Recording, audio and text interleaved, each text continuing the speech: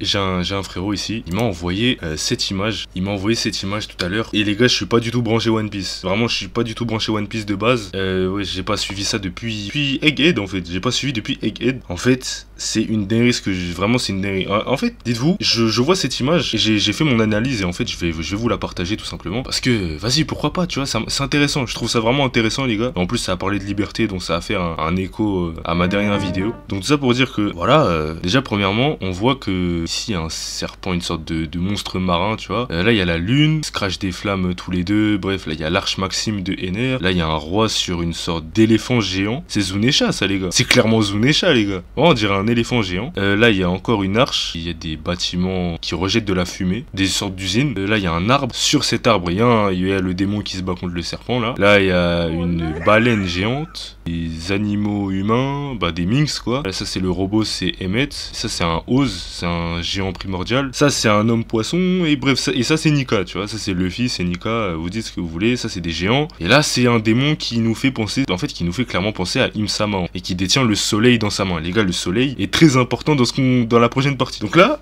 on a la base, on a le dessin, on a tout ce qu'il nous faut pour comprendre ce qui va se passer en fait finalement. Et on voit qu'il y a du feu un peu partout comme ça. Et ouais, bref, il y a des éclairs, je comprends pas trop tout le dessin, mais je comprends les textes qui sont ici. Je vais vous les expliquer tout de suite. Déjà, premier monde. Le feu embrasait la terre, les hommes succombant à leurs désirs touchèrent le soleil interdit. Les esclaves prièrent et le dieu du soleil apparut. Mais le dieu de la terre en colère enveloppa le monde de mort et d'obscurité aux côtés du serpent aux flammes infernales. Jamais plus leurs chemins ne se croisèrent. Deuxième monde, dans le néant naquit un souffle. Le dieu de la forêt envoya ses démons, mais le soleil ne fit qu'étendre le flamme de la guerre. Le peuple de la demi-lune vit un rêve, le peuple de la lune vit un rêve, les hommes tuèrent le soleil et devinrent des dieux. Alors le dieu de la mer entra en fureur, jamais plus leurs chemins ne se croisèrent. Troisième monde, dans le chaos, il y aura le vide. Les ombres indésirables se remémoreront du jour promis. La voix de la lune brisée résonnera, le dieu du soleil s'agitera et rira en guidant le monde vers sa fin. Le soleil reviendra, une aube nouvelle se lèvera, ils se croiseront sûrement à nouveau. Suite à ça, j'ai réfléchi et je me suis dit, c'est logique les gars. En fait, tout est logique, j'ai mieux compris One Piece que les fans de One Piece, c'est incroyable. Donc premièrement, on a le premier monde. Les hommes, à ce moment esclaves de leurs désirs, ne vivant que pour ces derniers, détruisaient leur monde et asservissaient d'autres peuples pour acquérir toujours plus de choses, jusqu'à toucher le soleil interdit, symbole de la connaissance absolue finalement. Vous allez comprendre pourquoi je dis ça. Les esclaves, ayant maintenant du savoir, par cet intermédiaire, prièrent une idole pouvant les libérer. Alors naquit le dieu soleil. Néanmoins, le dieu de la terre entra en colère, car de par la connaissance et la conscience que les hommes avaient acquis, ces derniers pouvaient tendre vers la liberté et donc le vaincre. C'est pour ça qu'il obscurcit le monde pour empêcher les autres hommes d'avoir un tant soit peu de lumière, de connaissance finalement. Les tuant aux côtés du serpent aux flammes infernales,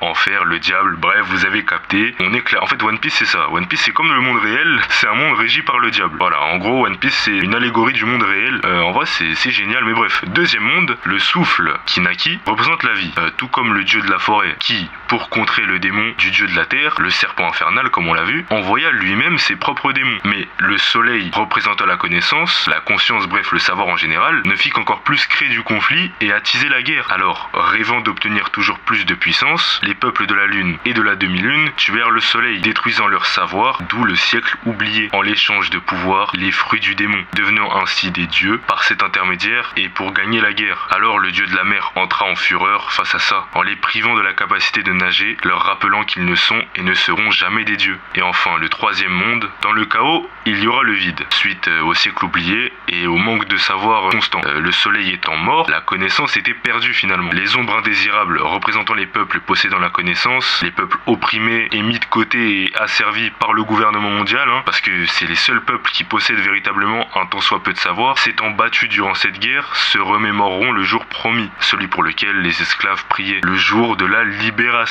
La voix de la lune, ou la voix de toute chose, finalement, en somme, la volonté du dire résonnera. Le dieu du soleil s'agitera et rira, se faisant connaître en bouleversant le monde, le ralliant également à sa cause, guidant le monde vers sa fin. Une destruction inévitable, servant à le purifier de son lourd passé. Le soleil reviendra, la connaissance et le savoir par ce fait également, et le monde sera renouvelé par ce fait. Et grâce à ce savoir et à cette liberté, ils se croiseront sûrement à nouveau. C'est magnifique. En fait, les gars, One Piece, c'est magnifique. Mais maintenant que j'ai capté un peu ce que Oda voulait nous dire, parce que en vrai, Oda, il nous a spoil. Je vous dis, Oda, il nous a clairement spoil la fin de son récit. Mais on peut dire que, ce qu'on peut noter, hein, c'est que la seule personne possédant la connaissance, à ce moment-là, dans ce dessin, c'est Im. Et en fait, c'est ça. C'est le soleil représente la connaissance par ce fait. Et en fait, on a la preuve, on a littéralement la preuve que le soleil représente la connaissance. Représente, en fait, toute la connaissance du passé, toute la science, en fait, finalement. Et c'est pour ça que Vegapunk, il cherche à créer Mother Flame. Mother Flame, en fait, c'est tout simplement l'allégorie de la fusion nucléaire. Entre autres, c'est aussi de la connaissance.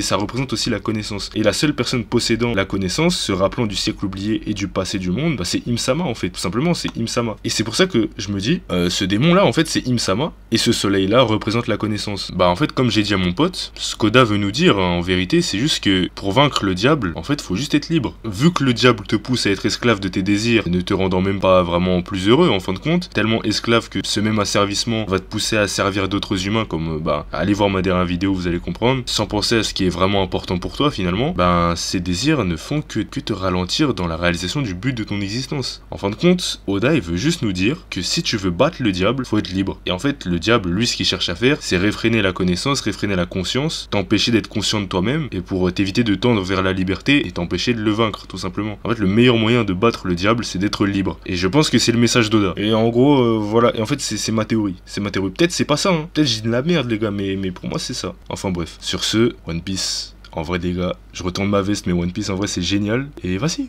vas-y, on verra la suite, on verra la fin, on verra ce qu'Oda nous réserve. Mais bon, prochaine vidéo, après celle-là, ce sera un truc que je monte depuis beaucoup trop longtemps, les gars, c'est chaud, mais bref, restez branchés, abonnez-vous, likez, partagez, commentez, et en fait, vive les mangas et les animés, les gars, c'est génial, bref.